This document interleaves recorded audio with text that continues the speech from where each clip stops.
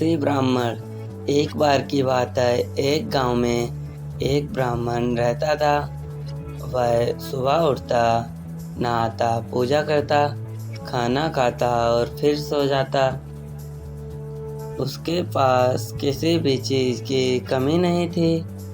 एक बड़ा खेत, खाना पकाकर देने वाली एक सुंदर सी पत्नी और 2 बच्चों का अच्छा सा परिवार था। सब कुछ होने के बाद भी ब्राह्मण के घरवाले एक बात से बहुत परेशान थे। बात यह थी कि ब्राह्मण बहुत आलसी था। वो कोई भी काम खुद नहीं करता था और दिन भर सोता रहता था। एक दिन बच्चों का शोर सुनकर ब्राह्मण जाग गया और उसने देखा कि उसके दरवाजे पर एक साधु महाराज आए हैं। ब्राह्मण और उसकी पत्नी ने साधु महाराज का स्वागत किया और उन्हें भोजन कराया। भोजन के बाद ब्राह्मण ने साधु की खूब सेवा की। साधु महाराज उनकी सेवा से बहुत प्रसन्न हुए और उन्हें वरदान मांगने को कहा।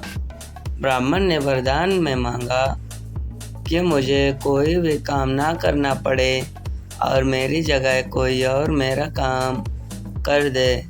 तब साधु उसे वरदान में एक जिन देते हैं और साथ में यह भी कहते हैं कि जिन को हमेशा व्यस्त रखना।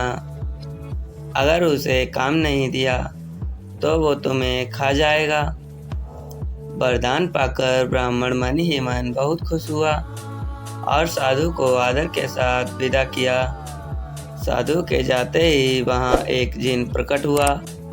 पहले तो ब्राह्मण उसे देखकर डर जाता है, लेकिन जैसे ही वो ब्राह्मण से काम मांगता है तब ब्राह्मण का डर दूर हो जाता है और वो उसे पहला काम खेत जोतने का देता है। जिन वहाँ से गायब हो जाता है और ब्राह्मण की खुशी का ठिकाना नहीं रहता। कुछ ही देर में जिन फिर आ जाता है और बोलता है कि खेत जोत दिया, दूसरा काम दीजिए। ब्राह्मण सोचता है कि इतना बड़ा खेत इसने इतनी जल्दी कैसे जोत दिया। ब्राह्मण इतना सोच ही रहा था कि जिन बोलता है कि जल्दी मुझे काम बताओ, नहीं तो मैं आपको खा जाऊंगा। ब्राह्मण डर जाता है और बोलता है कि जाकर खेत में सिंचाई करो। जिन फिर वहाँ से गायब हो जाता है और थोड़ी ही देर बाद फिर आ जाता है। जिन आकर बोलता है कि खेतों की सिंचाई हो गई है, अब अगला काम बताइए।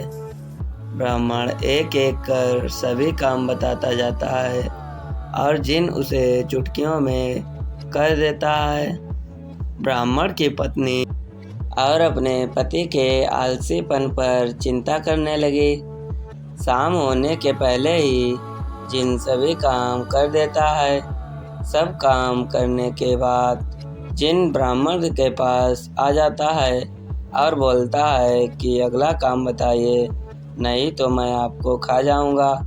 अब ब्राह्मण के पास कोई भी काम नहीं बचा जो उसे करने के लिए कह सके। उसे चिंता होने लगी और वह बहुत डर जाता है। जब ब्राह्मण की पत्नी अपने पति को डरा हुआ देखती है तो अपने पति को संकट में निकालने से बारे में सोचती है।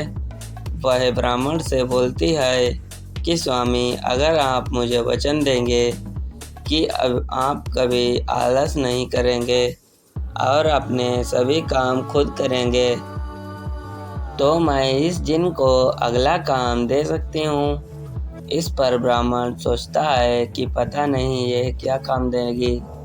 अपनी जान बचाने के लिए ब्राह्मण अपनी पत्नी को वचन दे देता है। इसके बाद ब्राह्मण की पत्नी जिन से बोलती है कि हमारे यहाँ एक कुत्ता है, तुम जाकर उसकी पूंछ सीधी कर दो। याद रखना, उसकी पूंछ एकदम सीधी होनी चाहिए। जिन बोलता है कि अभी यह काम कर देता हूँ। यह बोलकर वह वहाँ से चला जाता है। लाख कोशिश के बाद वह कुत्ते की पूंछ सीधी नहीं कर पाता है और हार मान लेता है। हार मानकर जिन वहाँ से चला जाता है। उस दिन के बाद से ब्राह्मण अपने आलस को छोड़कर सभी काम खुद ब खुद करने लगता है और उसका परिवार खुशी से रहने लगता है। तो दोस्तों, हमें इस कहानी से क्या सीख मिलती है? दोस्तों, इस कहानी से हमें यह सीख मिलती है, हमें कभी आलस नहीं करना चाहिए और आलस करने से हम मुसीबत में फंस सकते हैं। हमें आलस छोड़कर अपना काम खुद ब खुद करना चाहिए। दोस्तों, यहाँ पर कहानी समाप्त होती है। यदि हमारी कहानी आप लोगों को अच्छी लगी हो तो प्लीज़ वीडियो को लाइक, शेयर और चैनल को सब्सक्राइब अवश्य कर लें। मिलते हैं फिर से कोई अगली कहानी।